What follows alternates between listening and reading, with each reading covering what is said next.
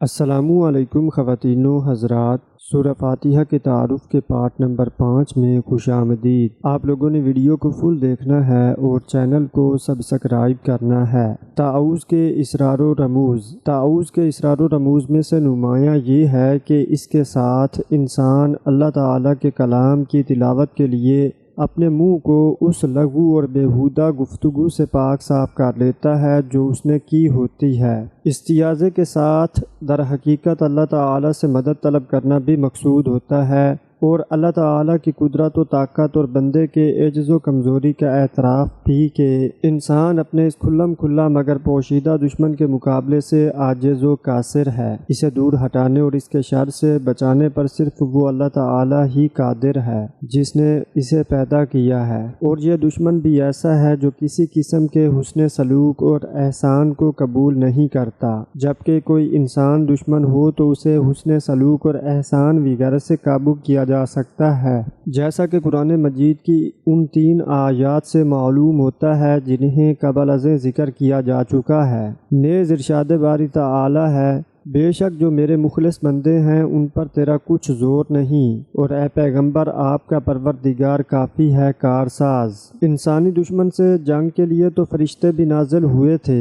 جس مسلمان کو کوئی ظاہری اور انسانی دشمن قتل کر دے تو وہ شہید ہے، مگر جسے یہ باطنی دشمن قتل کر دے وہ طرید یعنی مردود ہے۔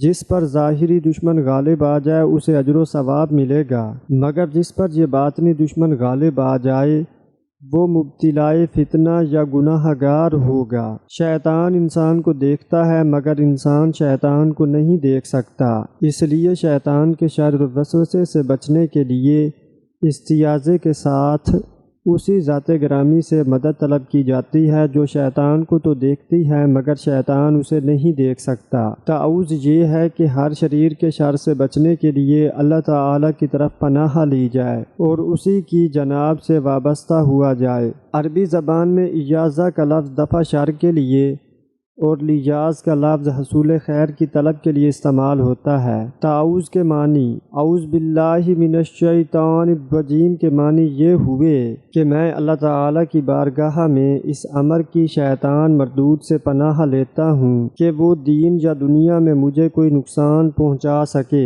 یا مجھے اس کام سے روک سکے جس کے کرنے کا مجھے حکم دیا گیا ہے، یا مجھے کسی ایسے کام پر ابھارے جس سے مجھے منع کیا گیا ہے، کیونکہ شیطان سے انسان کو صرف اللہ تعالیٰ ہی بچا سکتا ہے۔ اسی لیے اللہ تعالیٰ نے حکم دیا ہے کہ شیطان انس کا مقابلہ حسن سلوک اور احسان کے ساتھ کیا جائے، اس سے اس کی طبیعت کا شر دور ہو جائے گا، مگر شیطان جن کے شر سے بچنے کے لیے اس نے تعوذ کا حکم دیا ہے، کیونکہ یہ ایک ایسا دشمن ہے جو نہ رشوت قبول کرتا ہے اور نہ کسی نیکی اور احسان سے متاثر ہوتا ہے، کیونکہ یہ طبعاً شریر ہے۔ قرآن مجید کی 3 آیات میں سے اس مضمون کو بیان کیا گیا ہے اور کوئی چوتھی آیت میرے علم میں نہیں ہے۔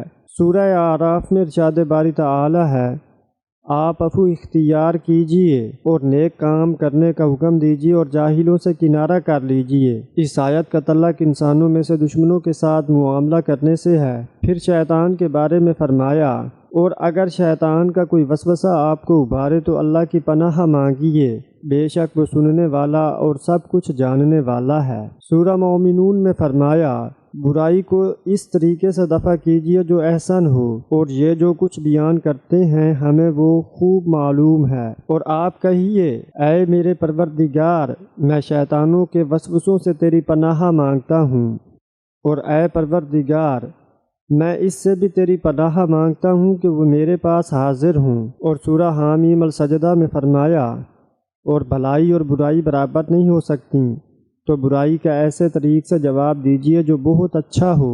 ایسا کرنے سے آپ دیکھیں گے کہ یکا یک وہ شخص کہ آپ اور اس کے درمیان دشمنی تھی وہ آپ کا گرم جوش دوست ہے، اور یہ بات انہی لوگوں کو حاصل ہوتی ہے جو برداشت کرنے والے ہیں۔ اور انہی کو نصیب ہوتی ہے جو بڑے صاحب نصیب ہیں۔ اور اگر آپ کو شیطان کی جانب سے کوئی وسوسہ ابھارے تو اللہ کی پناہ مانگ لیا کریں، بے شک وہ خوب سننے والا خوب جاننے والا ہے۔ لفظ شیطان کی وجہ تسمیہ۔ شیطان کا لفظ عربی زبان میں شیطان سے مشتق ہے، جس کے معنی دور ہونے کے ہیں، تو شیطان کو شیطان اس لیے کہا جاتا ہے کہ وہ اپنی طبع کے اعتبار سے انسانی طباع سے اور اپنے فسق کی وجہ سے ہر خیر و بھلائی سے دور ہے۔ یہ بھی کہا گیا ہے کہ یہ شاطا بھڑکنا سے مشتق ہے، کیونکہ یہ آگ سے پیدا کیا گیا ہے۔ بعض لوگ کہتے ہیں کہ معنی کے اعتبار سے یہ دونوں اشتقاق صحیح ہیں، مگر ان میں سے پہلا زیادہ صحیح ہے۔ سیبویہ نے کہا ہے کہ عرب کہتے ہیں تشیطن فلان، اور یہ اس وقت کہتے ہیں جب کوئی شیطانوں کا سا کام کرے، اور اگر یہ شاطا سے مشتق ہوتا تو تشیطن کے بجائے تشیط کہتے۔ لہذا صحیح بات یہ ہے کہ شیطان شطن بامانی بعد سے مشتق ہے۔ یہی وجہ ہے کہ ہر سرکش جن، انسان اور حیوان کو عرب شیطان کہتے ہیں۔ چنانچہ ارشاد باری تعالی ہے، اور اسی طرح ہم نے شیطان سیرت انسانوں اور جنوں کو ہر پیغمبر کا دشمن بنا دیا تھا۔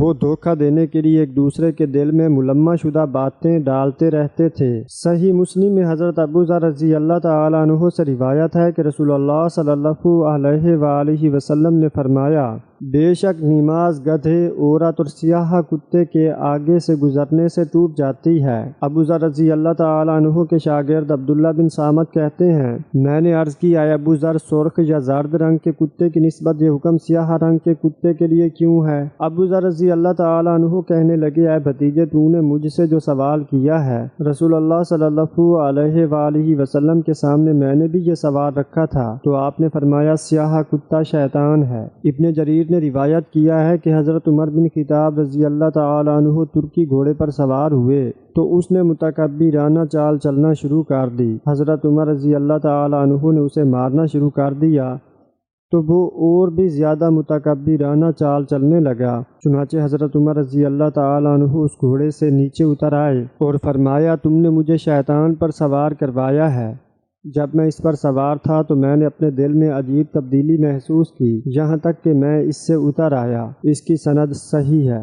رجیم کے معنی۔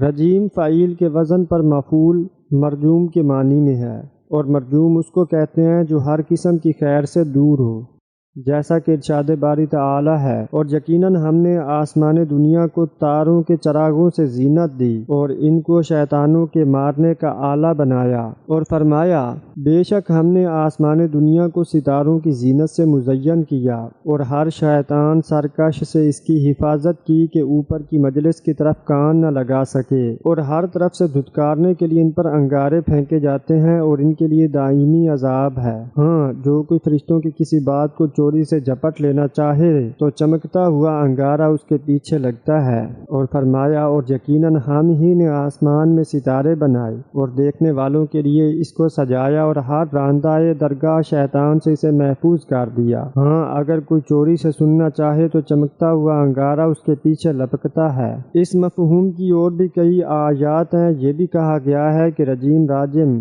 رجم کرنے والا، یعنی اسم فاعل کے معنی میں ہے، کیونکہ وہ لوگوں کو وسوسے اور بیہودہ خیالات کے ذریعے سے رجم یعنی انہیں تباہ کرتا ہے، لیکن ان میں سے رجیم کا پہلا معنی زیادہ مشہور اور زیادہ صحیح ہے۔ تو آج کی ویڈیو میں اتنا ہی، ملتے ہیں جی اگلی ویڈیو میں۔ تو ویڈیو کو لائک، شیئر، کمنٹ اور چینل کو سبسکرائب کرنا مت بھولنا۔ تب تک کے لیے اللہ حافظ۔